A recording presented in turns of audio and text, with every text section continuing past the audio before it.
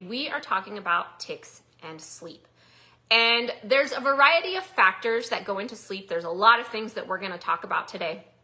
But I have heard parents talk about, well, do tics impact my child's sleep? So there is a study.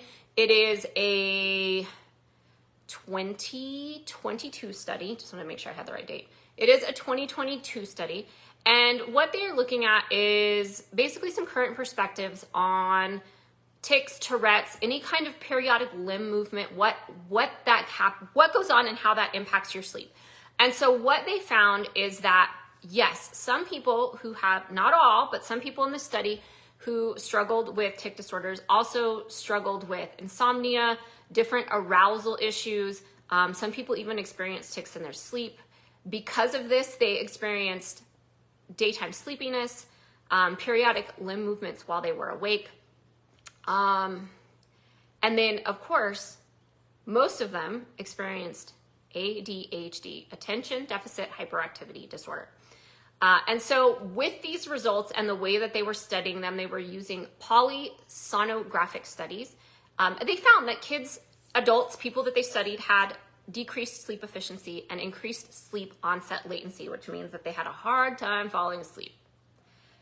How many of you experience this? Yes, your kid has a hard time falling asleep. Say yes. I can say that this was absolutely our problem. Yes, my son had huge issues falling asleep, but he had huge issues falling asleep long before he ever had tic disorder symptoms. He never slept as a baby. He was the planet's worst sleeper. I bought every contraption on planet Earth to help this child sleep. So when I look back at our own situation and many of my clients' situations, the onset of sleep issues started long before tic disorder symptoms started. So you may be one of those people who looks back and says, ooh, you know what? My kid has a hard time sleeping, but it happened long before they ever had tic disorder symptoms. So let's talk about how all of that connects and what that correlation is. My hidden talent, my special talent is connecting the dots. I can look at things, I can talk to people, and I can, in my mind, on the paper, connect those dots. How does that impact you and your child? So let's dig in a little bit more. Sleep is incredibly important for overall health and well-being, not just for a kid who may have a chronic illness, which honestly sleep is even more important because it's when our body is doing the most healing, but it's important in general because when we are getting good sleep, the rule of thumb is if you go to bed at 10 o'clock at night, between the hours of 10 and 12, so that's 2 hours between 10 p.m. and midnight, your body is actually getting about 4 hours worth of rest. So that 2 hours equates to 4 hours. So someone who's a night owl, you know who I'm talking to here, somebody who is a night owl who is missing those 2 hours is missing out on some really essential rest and healing period that happens between 10 and midnight. 10 and midnight are extremely critical hours for sleep. Yeah, I see you laughing. I see you. You know who I'm talking to. All right, let's talk about rest and recovery. So number one, sleep is important for rest and recovery. Sleep is a time for your body to rest and recover. Between 10 and 12 doesn't mean you get back up at 12.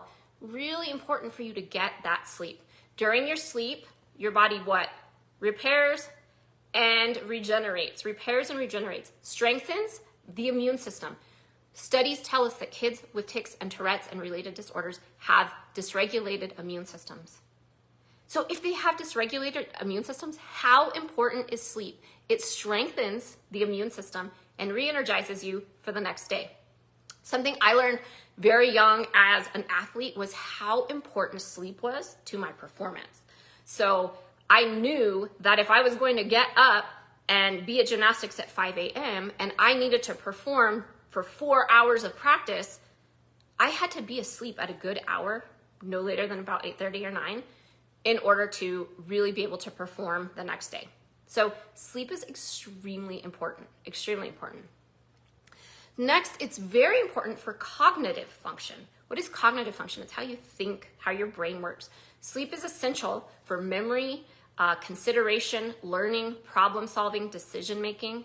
Adequate sleep can improve the way that your child pays attention, is creative, and is productive. Sleep is very, very important. We're actually going through this with my 16-year-old right now. It's how important sleep is. It's about, you have a teenager who wants to play video games all night, get those bad boys out of their bedroom by about 10 o'clock at night.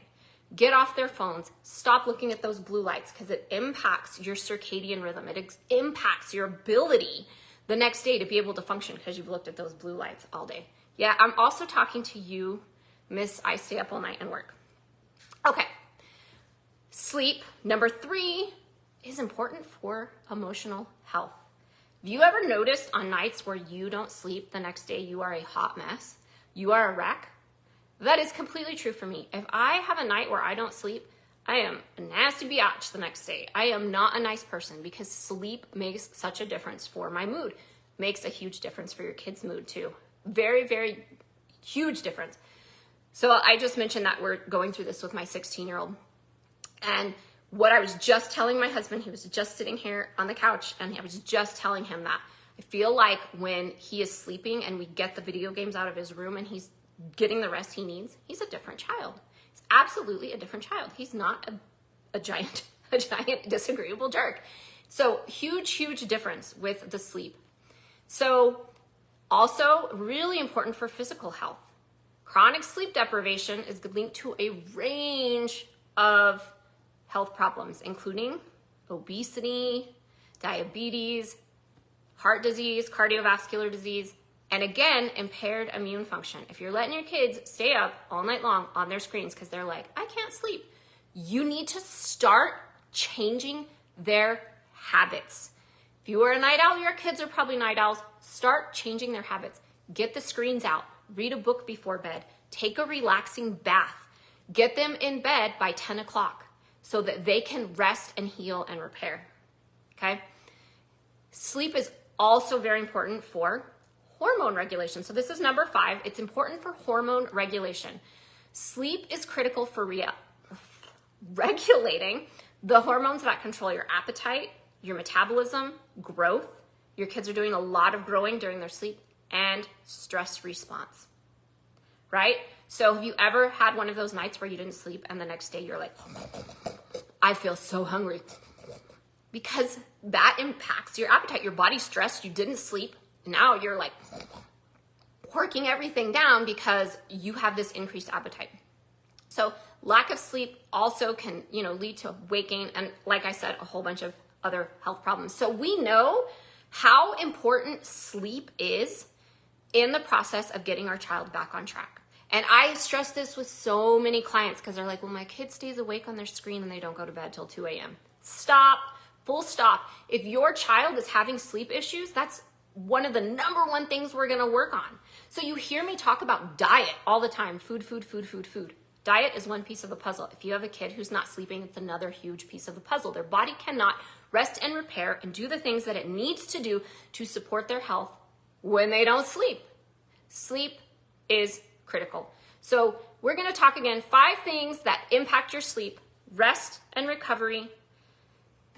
Sleep is gonna improve rest and recovery, cognitive function, emotional health, physical health, and hormone regulation.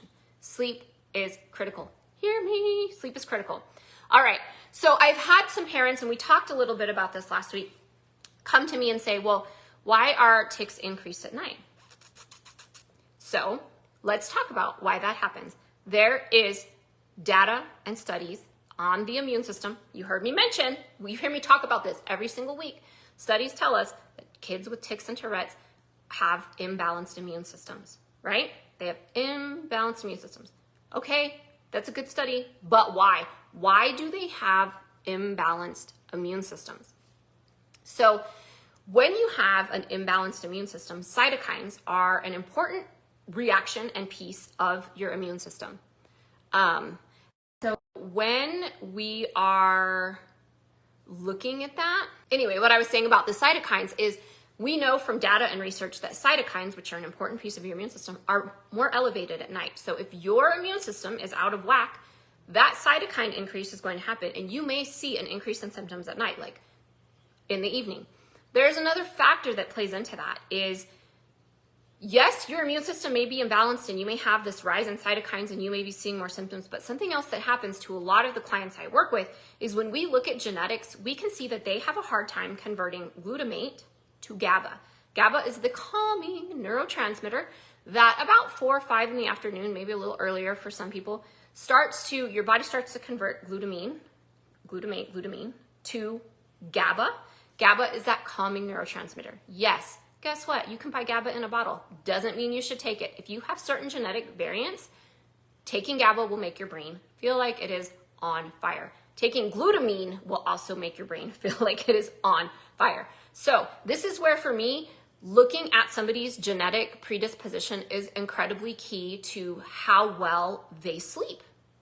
We know that one of the reasons my son doesn't sleep is because he doesn't convert glutamine to GABA. We were consuming a lot of packaged processed crap that was very high in glutamate. Glutamate is a free form amino acid not bound to protein. And because of that, he had this really high level of glutamate in the brain, and he had a hard time converting it, which was very excitatory to him. So we also have to look at the genetic piece of why you may not be sleeping. We also have to look at total toxic burden. What is that toxicity in your body? Do you have parasites? Parasites are more active at night. Parasites are, yes, more active during a full moon. How woo-woo do I sound at this point? Yes, those are facts. They are more active. Because your child can't sleep doesn't mean they have parasites, but this is another reason that we test. Don't guess. We have to look at what is going on. Do you have a lot of mold toxicity going on that might be increasing your child's cytokines later in the day? So this is where, when I'm looking at how to help my clients through all of these pieces and processes, one, we have to have the data. We have to be able to look at the paperwork and say, okay, we're seeing all of this data. This is where I say test, don't guess. This is where I use my comprehensive neuroimmune analysis. It's really over 1,000 biomarkers at this point. We're looking at over 1,000 biomarkers. What are those things going on in your child's body? What are those things going on in your child's environment that we can look at? So it's not just about what the paper says, okay? It's not just about the paper. I then have to take that information and connect the dots on what's going on inside your child's body. So this is the foundational connection method, looking at how they connect that data, that lab work, how those pieces of paper connect to your child's body, because we can find so many hidden things when we are connecting the dots that way. So for example, yes, I've strayed a little bit from the sleep part, but this is where testing is so important for sleep. So important, because we need to know, what's happening with your immune system, what's happening with your genetics, how does this impact our sleep?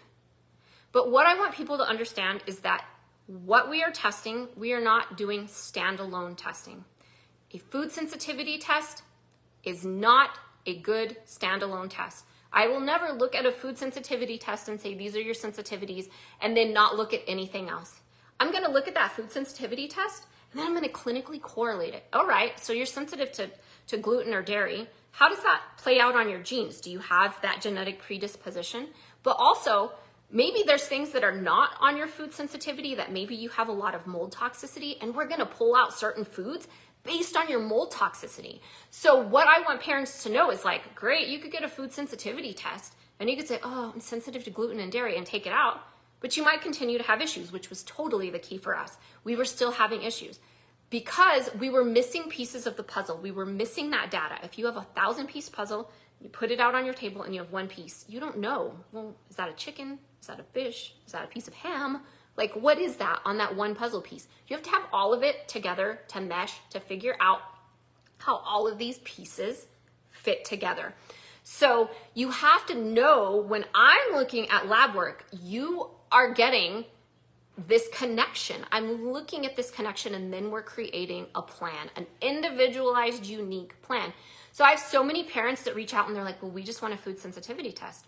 I'm here to tell you, we're going to say, no, sorry, we're not giving you just a food sensitivity test. Why? Because we have to connect the dots with everything else that's happening. Food sensitivity testing is not a standalone test. Genetic testing is not a standalone test. We have to know what else is going on in your body and what's going on in the environment. They are not standalone. So we have to keep that in mind when we're looking at testing. And I want parents to understand that, like, We're not being mean. We're not being jerks when we're like, no, we're not giving you just one test. There's a reason behind it. It is because the way my team and I look at the testing. My team is an extension of me. They are incredible at looking at lab work and working with clients and helping us all put everything together. I tell my clients, think of me like an octopus. Like I'm an octopus and I have 8 arms and I have an arm named Bailey and an arm named Holly and an arm named Danielle and an arm named Ellen and an arm named Alicia and an arm named Rowan. And we all have to work together. And here I am, the center of it all, but we have to all work together. So what does that have to do with lab testing? A lot, because I want people on my team who really know how to look at the data the way I look at the data. So that being said, sleep is incredibly important for your child for a variety of reasons. And if you have a child who has tics, Tourette's, ADHD, ASD, SPD, any of those things that are like on your laundry list of symptoms or your laundry list of diagnosis, you need to test, not guess. You need to look at what is going on under the hood. And you have to know that testing is not standalone. It does not just give you one answer. You have to be able to put it all together. Kirk